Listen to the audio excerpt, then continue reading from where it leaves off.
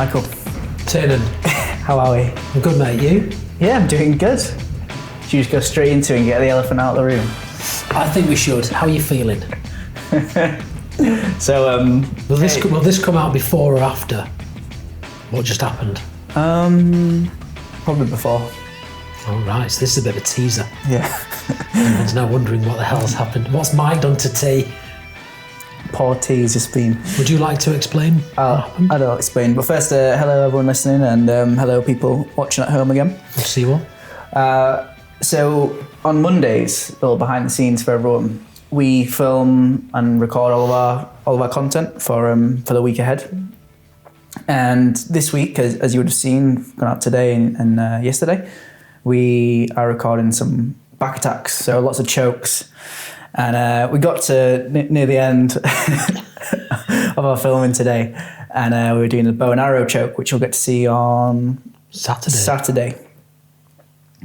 And so it's like literally the last kind of technique for that week that we're filming. And Mike puts it on, and I'm thinking, oh, this is tight.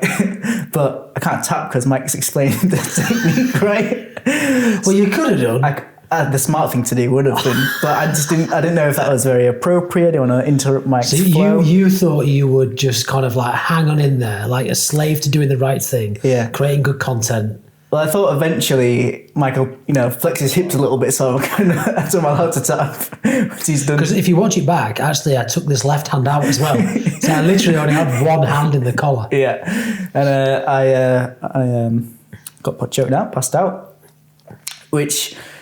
I'm on one hand extremely grateful that we caught it on camera because it's the first time. That's quite rare, isn't it? Because that's the first time you've ever gone out. But on the other hand, it was only maybe 2 weeks ago. Me and Gabe had a little fist bump over the fact that neither of us had been checked out. So out of the coaching team now, it's just Gabriel.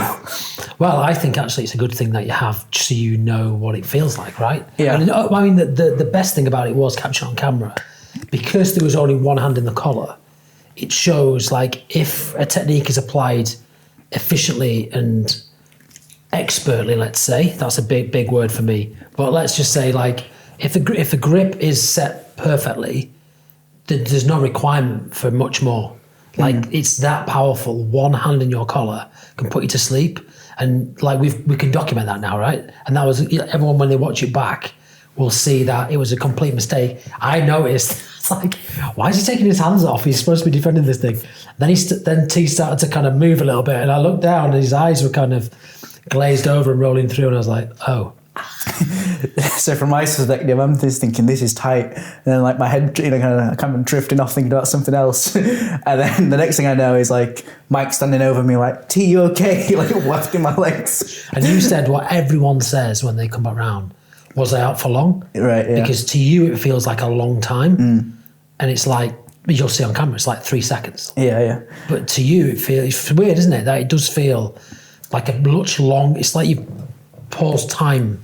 Like I wasn't surprised when you said like 3 seconds, but like had you also said 30 seconds, I would have been like, oh, okay. Like I just didn't know. And you recovered really quick, didn't you? Yeah. You kind of came back round really quick. And I think that depends, in my experience, how long someone has been out for. In my experience, the longer they've been out, the longer it takes to recover. So the fact you were only out for a small amount of seconds, handful of seconds, meant that you came around pretty quick. The bit that got me was when you just kind of came up on the video. Obviously, I was out, but he just looked at me like, he went, "Oh." That's why he's not defending. Yeah. Not shocked at all. God damn it, T. But look, it happens, right? Like every now and again, it happens. That's a bit of an anomaly because you were trying to do your best to allow me to explain a position, which was, and the choke was in. But, it's for everyone watching or listening, like you can tap as soon as it feels tight, right? T only didn't tap because we were filming it. Ordinarily, you probably would have done. Oh, yeah. So, but funny all the same. And we've got it on camera. We've got it on camera forever. And I'm never going to mention it ever again. I'm sure, yeah. That day I choked T out with one hand. Here, let me show you it. It's here on YouTube. We're going to put it out as an outtake for the members, right? It's a little bit of a... Yeah, we can put it wherever as an educational tool, but as a bit of fun, right? Maybe it'll be just on the end of one of the YouTube videos, but we won't tell you which one, so you do have to watch it in full. Nice, it'll like fade to black, and it'll give you like a second, and it just pops back up. Nice. Maybe. Who knows? The power of a joke. That's pretty cool. So, what are we doing today, Tim? So I had more things list kind of like for you, but then I noticed that you weren't maybe too keen on doing some list stuff. So I have a topic that I thought about as well. Well, the only reason I am keen on doing anything, you know me, but I don't want people to see this as the Mike show. Like, obviously, it's my school. I'm the head instructor here, right? So everyone asks me questions. That's fine, but we don't always have to do that. So I just wanted to say to you, like, if you want to discuss some stuff, that's great. If you want to discuss some stuff about the charity work I'm doing, great. Or reorg that's coming up. We're going to announce that this week. That's a sneak peek. Like, whatever, right? So I'm open, man. So yeah, that's kind of what I thought we could talk about. Well, I've got one thing that's taken a bit of the jiu-jitsu world by storm this past week. And then maybe we can talk about some reorg stuff. Yeah. And then maybe we'll just do a couple of the list, and that should take us to around the time for kind of the podcast. So I know you're not always about keeping up to date with memes, Mike, and jiu-jitsu memes in particular. No, but this past week on the BJJ Fanatics page, a white belt posted this post I'm about to read you, and it's kind of taken a bit of the jiu-jitsu world by storm, especially in the meme space, with loads of jokes being made about it. So forgive my reading, everyone, but I will read it out to you.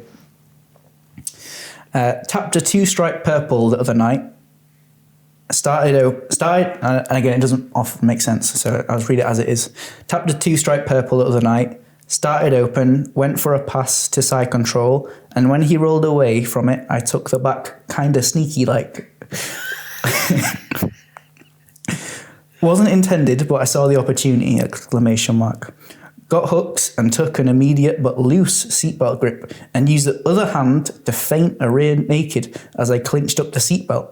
I think being a white belt helps with this, as upper belts don't often seem to expect feints from a nobody white belt. When I got the seatbelt tightened up where I wanted, bam, grabbed the leg and bow and arrow.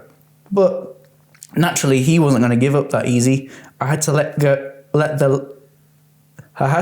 the leg go 2 or 3 times to make my micro adjustments in quotation marks on the seatbelt, and a couple more times to get my hooks back in.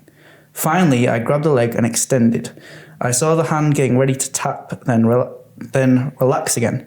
I knew I just had to play the patience game at that point, and after a few seconds, I got the most reluctant tap I've ever gotten. Haha. His name is... No, I'm just kidding. As in he's not going to give the name. Yeah, the purple. Yeah. Felt great though, ! Some more emojis. And basically this guy's just getting roasted on not surprised. Yeah, for his especially his micro adjustments. Well, a lot of what he says there actually is inaccurate because it's pretty much like impossible what he's saying. It doesn't make there's a lot to talk about there. But the first thing that gets me, apart from the fact that this guy's obviously strange, is that the way he describes it isn't actually technically possible. So he actually doesn't even know what he's talking about. Yeah, So we could do both if you want. We could talk about the person and what we think about that. Well, what do you want to talk about? Should we do that, or should we talk about the technique? We can do both, I think. Let's do the technique stuff first. So let's go through it in a little bit. So, I mean, the first bit, okay, went for a pass to side control. And starts an open. He said it starts an open guard, right? Open guard. Went for a pass to side control, and when he rolled away, I took the back, kind of sneaky like. Okay. So I mean, you can take someone's back when they roll away if you know they don't want to go to side control. Okay. Yep. I mean, if you're a 2-stripe white belt, I think a 2-stripe purple belt is probably expecting that, and it wasn't the fact that you were kind of sneaky with it. Yeah, there's nothing sneaky about that. He rolled away. Yeah, he gave you the back, right? I mean, even that there. I mean, I might suggest at this point the purple belt's actually just going really easy and actually giving this person positions, which makes the whole thing even worse. Mm-hmm. Because at purple belt level, mid purple belt level, you know damn well, if someone's trying to pass your guard and you roll away, there's a way to do it which denies the ability for your opponent to take it back. Yeah. So I'm going to say that the purple belt's a super nice guy and actually is being really kind to this white belt at this point. Okay, so the next bit, got hooks and took an immediate but loose seatbelt grip and used the other hand to feint a rear naked as I clinched up the seatbelt. Okay. So, yeah. I'm struggling to understand which other hand. Because if he's got a seatbelt grip, that implies to me he's got one arm underneath the opponent's arm. So there's some element of control there, control arms in place. So if he's using that one to feint it, then he's giving up seatbelt. So it must be the other one.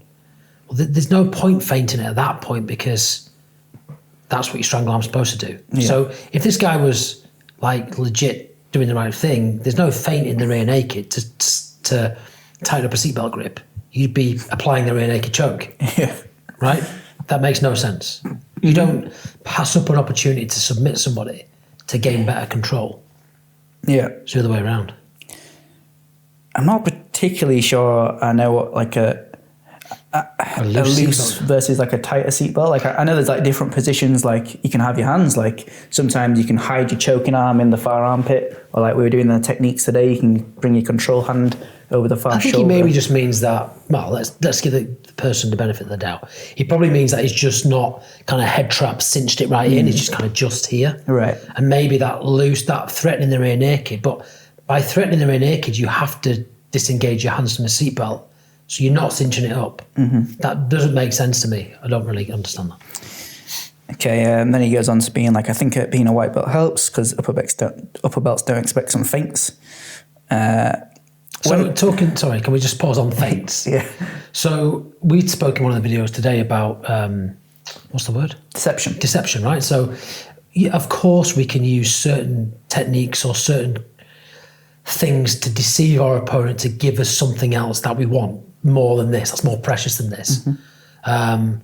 So maybe we would attack, as an idea, we would attack the neck, but know that actually we don't have the angle or the leverage to get the neck, but by doing so our opponent defends, lifts their arms, gives us inside space, better control. Yeah. I think that's what he might be talking about, but not putting it in a really good way. Yeah. We don't tend to use feints.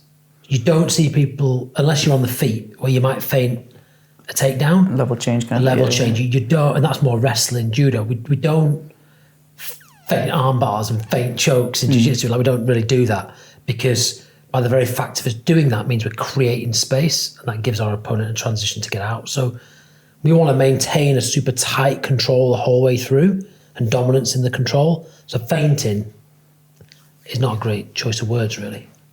Yeah, so while there is definitely deception, Sun Tzu, all warfare is based on deception kind of thing, I don't think this person has necessarily really understood what the meaning of that. No. When I got my seatbelt tightened up where I wanted, bam, grabbed the leg and a bow and arrow. So that's the first technical kind of misnomer there, right? There's no bow and arrow choke unless you have a hand in the collar, fairly deep. Mm-hmm. So he's either got a seatbelt grip, or he's got a hand in the collar, or he's got a hand in the collar and the other hand on top, which is kind of modified seatbelt grip with a collar grip. Mm-hmm. Because in order to apply the bow and arrow choke, you must have hand, and you wouldn't transition by putting his hand under the leg to a bow and arrow position, because if you already have the seatbelt, you've then just disentangled your seatbelt, so you have no control. So that makes really no sense. Bam. It makes no sense. Now it gets even more nonsensical. But naturally, he wasn't going to give in that easy. I had to let go of the leg 2 or 3 times to make my micro adjustments on the seatbelt. Yeah. You can't have a seatbelt and the bow and arrow choke. Like the seatbelt, your hands are connected. The bow and arrow choke, your hands are apart by the very fact that you've gone to the leg. There is an option in the bow and arrow choke, which we showed on our video this week, whereby if you've got that collar grip, you could have the far lapel and go to the bow and arrow choke, and therefore you don't go to the leg. But still, that's not a seatbelt. That's like a modified seatbelt with grips. So you wouldn't. This is where I was lost, because you by letting go of the leg, you're not back on the back. Mm-hmm. You've misaligned to get to that position and create an angle. So there's no micro adjustments there, unless the purple belt's head is kind of almost on the mat, like right in your lap, and you're able to let go of the leg, come back to the lapel, you've got your legs crossed and adjust that way. That maybe is what he did. So, he's getting really roasted on his micro adjustments kind of thing. And because that's like a John Danaher type thing. I think so, yeah. Like there are kind of, micro adjustments where you might, get your hand just like a tiny bit deeper in the collar, which seems like a very small kind of movement, but might make a big difference in a choke. Yeah. But, I don't think there's many micro adjustments that make you able to be go from a 2-stripe white belt to I think let's give this person the benefit of the doubt. I think they've got the hand in the collar. So when they went to the bow and arrow, they didn't have a seatbelt. And then they let go of the leg to come back to the lapel and feed that grip deeper. That's what I would suggest happened if we believe what this person said. And that's his micro adjustment to a deeper grip. Right. Because his grip wasn't set properly in the first place because he was a true stripe white belt. Okay, so where are we here? Let go its leg 2-3 times, just a seatbelt. Okay, finally, when I grabbed the leg and extended, I saw the hand getting ready to tap, then relax again. I knew I just had to play the patience game at that point, and after a few seconds, I got there on the most reluctant tap. Which is all right. You guys, sometimes say to me, you don't put your chokes on 100% straight away. Stick them on like 70%, so then you can start building them up. Yeah. And then, because if you don't get that almost like a shock reaction kind of tap, and they kind of try and either, and if it's not on super tight just yet, maybe they can, that gradual like, I don't know what the feeling, how would you describe impending doom can be soul destroying. I think there's two things really. Like one, you don't want to snap on a submission 100% straight away because it's dangerous. We spoke about this a few times, haven't we? Two, you can get a panic tap from your opponent, which doesn't actually give you the feedback to whether or not your submission was really technically proficient, because and if I grabbed hold of your arm and just ragged it, you're probably going to tap because you're like, what's Mike doing? He's ragging my arm. So we need to apply it to a point where we give ourselves room to know if it was technically proficient, because if we start at 70 in the bow and arrow, let's say, extend our hips to 90 and we're hanging on by 2 fingers on the collar, which can sometimes happen, right? Your grip wasn't set properly enough, right? And we know that then. Mm-hmm. So in the future, we know to set our grip deeper around the collar, right? To get a better leverage on the neck. Wow. So that's kind of the little breakdown of that. Yeah, I mean, what's the most disappointing thing is that this person felt so overjoyed by the fact they tapped a higher belt that they need to write to BJJ fanatics about it. Like, what are you in jiu-jitsu for? That would be my question. Like, what is it? If this is like such a life-affirming thing that you tapped a 2-stripe purple belt, that you felt the need to share it with the world, I'm not sure you're in the jiu-jitsu for the right reason. And like, what happens when you get tapped? Because I'd like to see what happens in the next round, like straight after that, when they like fist bumped it again and went after it. Because if I was a 2-stripe purple belt and this guy's doing cartwheels around the mat because he's tapped me, it's going to be a bad day at the office for him. You know what I mean?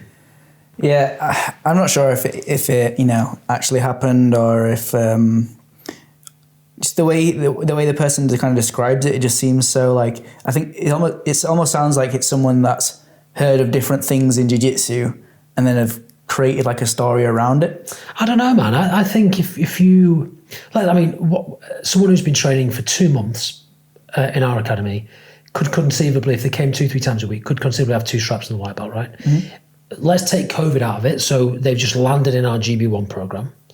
Let's say they're not even in Gracie Barra and they're in a jiu-jitsu academy which has no curriculum. So there's no consistent teaching.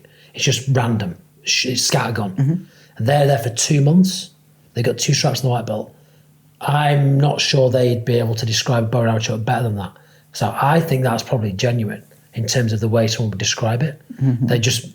They misunderstand what a seatbelt grip actually is and where their hands actually were.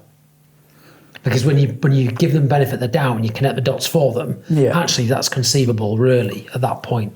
The first bit's a bit odd when he takes the back sneaky like, but again, that gives us a glimpse into this person's personality, right? That they are so amazing, they tricked this purple belt when we know that's not the case. I think it's becoming a little more prevalent, this kind of thing. John Donaher posts a lot of the messages he gets onto his story. I know Tom from Indegard always sends me messages about him. Yeah. There's a geezer the other day saying how he'd always struggle with chokes. He had tiny hands. And like, maybe it's not the fact that you've got small hands, maybe you've just not been gripping properly for the last God knows how many years. And you get you see some really strange kind of messages come through there. But yeah, I just wanted to talk to you about that really. I thought it was kind of funny and been going through the jiu-jitsu world a little bit, so it's funny. I think it's more sad than funny, in my opinion, because I think it's sad for that person, like I say, because they felt they needed to share that with everyone, and maybe they've got a higher sense of their own importance or maybe their own abilities than they actually have, because the fact that they want to shout about this but they can't describe it in a technical way is contradictory, right? And so I think it's actually quite sad. And I think if whoever did this, if it's indeed true, their instructors and coaches will be mortified when they find out. Yeah. Because it doesn't say a lot about the academy, does it? And the values of like the humbleness and team. You know, if you've got infighting within your team where people are celebrating mini victories, that's a pretty negative place to be, right? For sure. So the other thing I wanted to talk to you about was the reorg stuff, as we mentioned. Yeah. So for people that don't know what reorg is, it's a charity founded by, it was founded by Sam, wasn't it? Sam Sheriff, yeah. It's a Royal Marine Colour Sergeant, right? Yeah, PTI. Yeah. PTI, around kind of helping, at the start it was kind of just around the Marines, right? But yeah, I think. I mean, I'll have to check with Sam, but reorg's about 3 years old now, and it started to help as a vehicle really to help support Marines who were coming back from theatre, perhaps with post-traumatic stress or perhaps with life-changing injuries. Marco and Rob being the kind of who are another kind of ambassador of reorgs, who is probably the most famous first triple amputee, I think, who's got a great jiu-jitsu, right? And so I think it was born out of Sam's kind of love for jiu-jitsu and wanting to share that with fellow Marines and then do something good and positive. But it's grown like into something which probably, I spoke to Sam last week, he probably wouldn't even have anticipated it getting to this stage. And it's testament to him really and how he's driven it and connected well with everybody to make it what it is now. It's now a registered charity, of course. Yeah, it's definitely grown a lot. I remember when I first saw the reorg stuff, I was like, I was very like skeptical as to whether or not I could wear that, because like when you're in training the Marines, like it's a big taboo to be seen in anything, like when you recruit, to be seen anything like that says commando or anything like that. And still carrying that over like to outside in civilian life, like I was like, well, I'm like, I don't really want to be kind of seen in it, because if someone is like, oh, are you in the Marines or anything like that, then it's classic to like tell the story of like, well, kind of, and then you don't want to be seen as that person that was like almost like in the Marines and then try and pretend like they were, kind of thing. Yeah. But now it's like such a bigger organisation, isn't it? It's encompassed so much more. Yeah, I mean, it's got the commando dagger as its main kind of emblem, right? And reorg means kind of regrouping, right? In military terms, if you call a reorg straight after a battle, it's a chance to come together, isn't it? And regroup and reassess and move forward. So it's a great kind of name. And it kind of sums up what I think Sam's vision for reorg was around helping people regroup after trauma and finding a better way through and using jiu-jitsu as a vehicle to help and to assist people. So now it's much more broad, so it's the whole of the military. And it's also emergency services as well.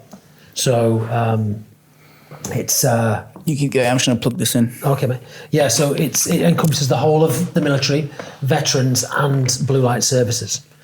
So a lot of the new reorg kit that's out through Tatami Fightwear is maybe focused at the police or at fire or at medics. And it's done really, really well. So the reason we're talking about it is because this week we're announcing our kind of formal support for reorg. Ryog have been, and Sam's been, and Tom Hardy as well, the actor who's one of their main ambassadors, who we know quite well. They've been really supportive of the Atlantic Grappler campaign from its very beginning. Obviously, that's my solo row across the Atlantic next year. But we wanted to have a deeper connection with Ryog, with the Academy, and a separate connection. So what that looks like for us is that Ryog will be our official charity moving forward. So, of course, we will support other good causes, but behind all of that will always be our connection to Ryog, because, obviously, of my history in the Royal Marines and your history in being in training in the Royal Marines and everything else. So you'll see us wearing Ryog kit. We'll be promoting their kit and encouraging our members to buy it. We're even going to allow, and this was a difficult one for me because of Gracie Barra and stuff, but I think because it is a charity now, I'm even comfortable allowing our members to wear maybe Ryog rash guards and shorts. So you could wear a Ryog rash guard underneath your Gracie Barra gi. I still want everyone to wear Gracie Barra gis because I think that's important. But the rash guards, I'm happy to, if you want to wear a Ryog rash guard. And there's loads of amazing designs by great artists out there. You could also wear the Ryog shorts if you come to no-gi or Barra fit as well. So that's pretty cool. And we'll always do some stuff in the year to try and raise some money for the charity. So yeah, super positive, super pumped about it. And I think at some point in the Academy, we will have Mural Minded back, the very talented guy who did our graffiti murals in here, to come back and do a Ryog piece. Yeah, I think that'd be really cool. Yeah, it's definitely a cool partnership. Obviously, I've been following Ryog for a while now, and they've always been doing some good stuff, and it just seems to make so much sense between like your background and obviously doing jiu-jitsu. So I was keen to get involved like years and years ago, but it never kind of came off. I don't know why. I obviously didn't own a school at that point. Sam was quite busy kind of building it, and I think maybe was a bit careful about who he had involved. And obviously my previous work as well, I wasn't able to kind of be out there with what I was doing and stuff. So now there's a real chance to kind of put our Ryog flag in the GBRL sand, as it were, and make sure that we're always supporting those guys. And I'm sure at some point, Sam will, be keen to come up and come train with everyone and maybe do a seminar for us. He's a black belt in his own right now, so it's exciting. Excellent. So let's get to some of these things. Now, what I was going to talk to you today about was myth. Brilliant. BJJ myths. Oh, BJJ myths, good. Yeah. You just finished Harry Potter. So not just myth and legend. Right, good. Not just me. So yeah, we'll just go in. So we've got a few minutes, 10, 15 minutes to cover. All right, so, this is actually a perfect one for this one, actually. Myth 1. Yep. Upper belts don't get tapped out by lower belts. Myth. Do you want a myth or legend? You can be like you can do a myth buster kind of thing if you want. Yeah, of course, like it happens. I think it happens, rarely if that. It depends the disparity of kind of experience, right? So a black belt versus a brand new person into the academy, if we were training and everyone was going at the same intensity level, of course, the new person wouldn't have much of a chance. But I think it depends on intensity. So the great thing about jiu-jitsu is you can handicap yourself by either putting less effort in, strength, power, energy, to equalize that kind of disparity in experience. Or you could put yourself in bad positions to start with, which gives the other person a better chance of finishing. So there's lots of things you can do and should be doing to equalize the match.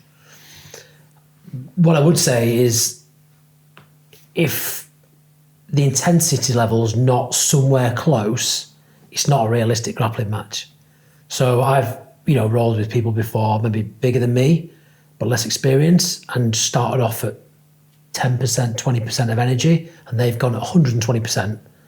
Like, I have to raise that, otherwise I may as well just be a grappling dummy. You know what I mean? Mm-hmm. So, if there's a big strength or weight disparity, you have to bring it somewhere and find that happy medium. And I think if you're experienced in jiu-jitsu, you're able to do that. I can't remember who was saying it, but they're saying when two people meet for the first time, and just say it's in the academy, and let's say they're nogis, they don't know, let's say, what belt each other are.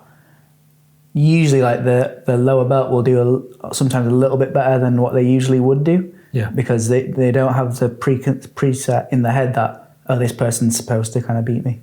Right. Yeah. I think, look, does it matter if people tap? Like, I just don't think it does. Mm-hmm. I think you shouldn't be giving taps away because that doesn't really help your partner. So unless it's a legitimate submission, you shouldn't be kind of like, just, there's an arm, mate, take it. Like, I think if you're rolling with someone and the experience disparity is so large, there's a place for that even, of like almost falling into positions and see if they notice opportunities. But then maybe you might escape. Maybe you will tap because, that's a strong message to that person that, as an example, maybe I put my arm out, a brand new white belt grabs the arm. Maybe they do a really good job of controlling the wrist. It's in the right position. Maybe they're squeezing their legs. Maybe they're drawing their heels together. Actually, that's a really good position. I will tap because they've done everything right. Mm-hmm. If they leave a big gaping hole in that technique, I might escape to show them the reason I escaped was because of that hole, right? Mm-hmm. So they remember. So we should be trying to help each other, man. No matter what belt you are. Yeah, and I see you doing that even with like Gabe and stuff. When you do a roll with him, you'll present him with a kind of submission, see if he spots it and takes it, and then if he does it correctly, you'll give him the tap. For sure. Next one is you can earn your belt in a certain amount of time. Yeah, I think you can. I think there's nothing wrong with setting goals that you'd like to be a certain belt in a certain amount of time.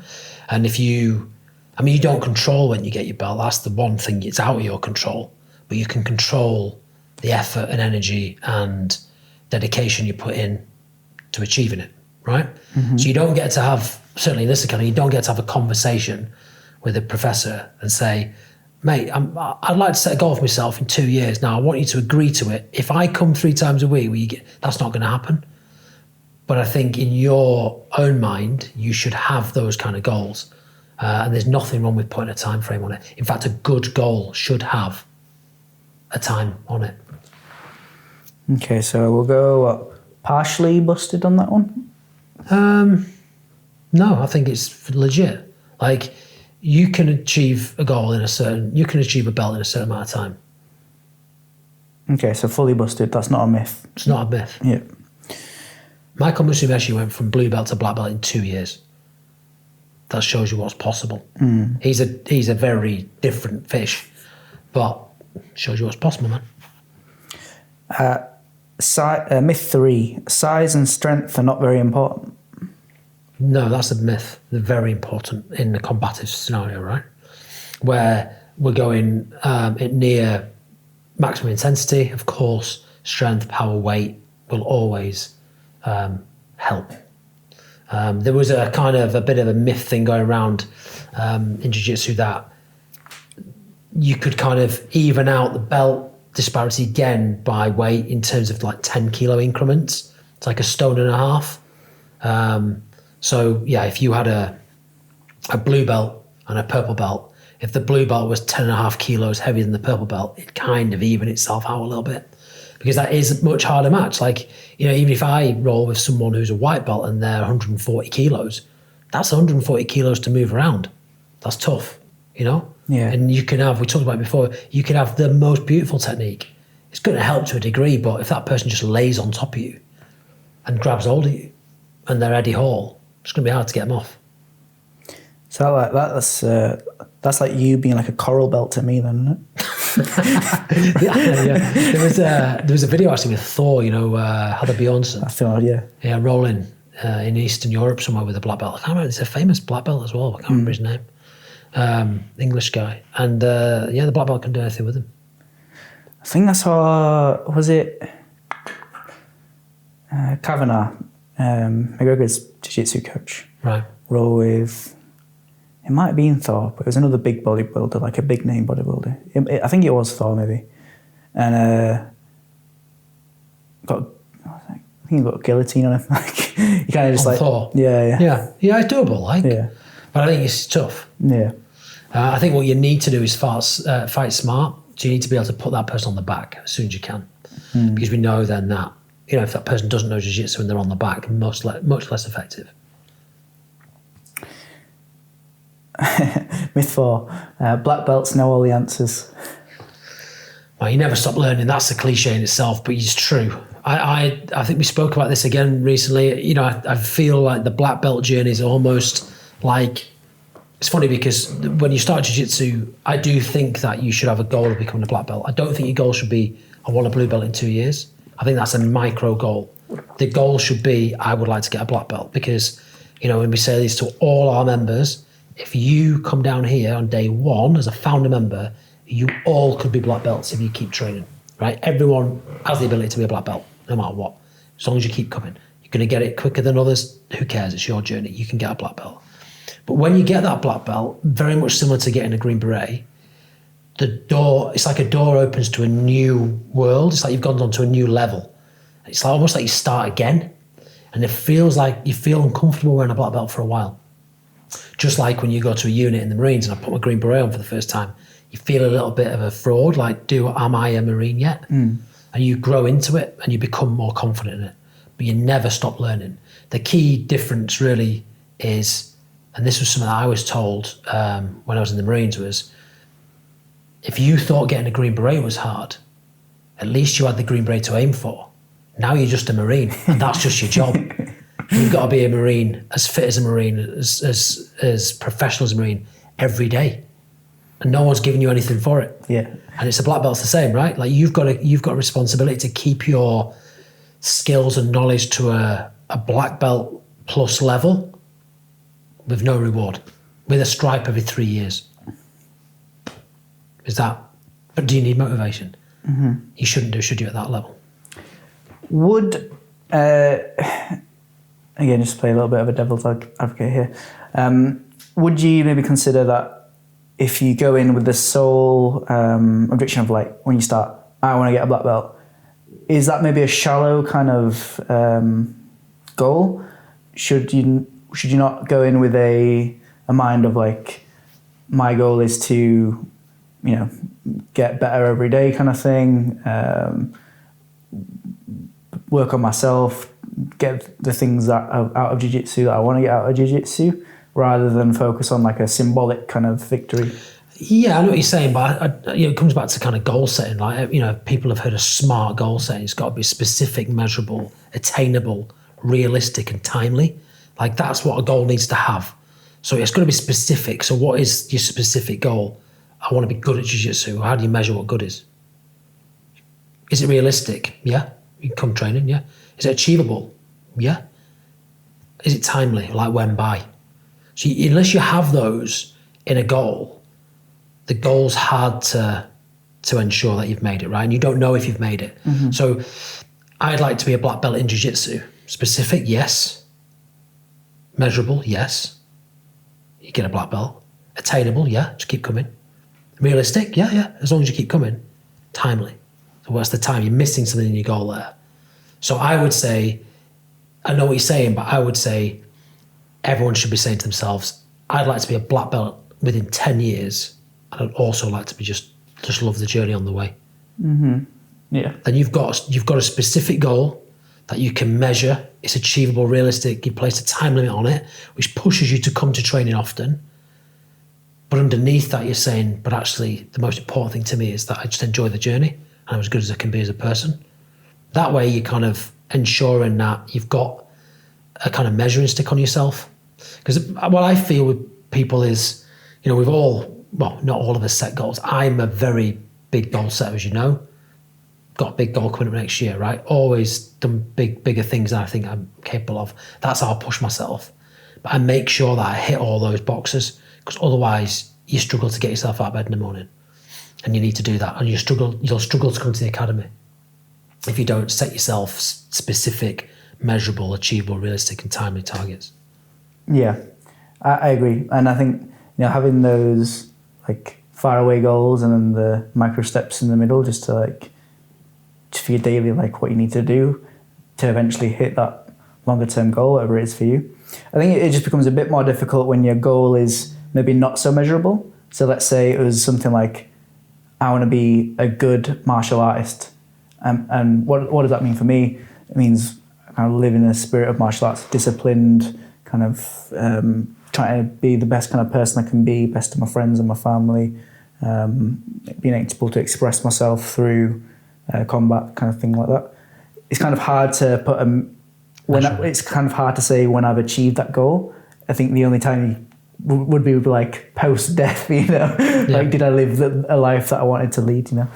I don't know. I challenge you on that. Like, you know, so you've mentioned a few things there. So you'd like to be, maybe as part of being a good martial artist, maybe you'll be a committed father and husband one day to somebody and impart those wisdoms and those things you've learned to your children. That's measurable because you can see your children grow up in your own vision and having good discipline and good manners and things like that. That's what I do with my kids.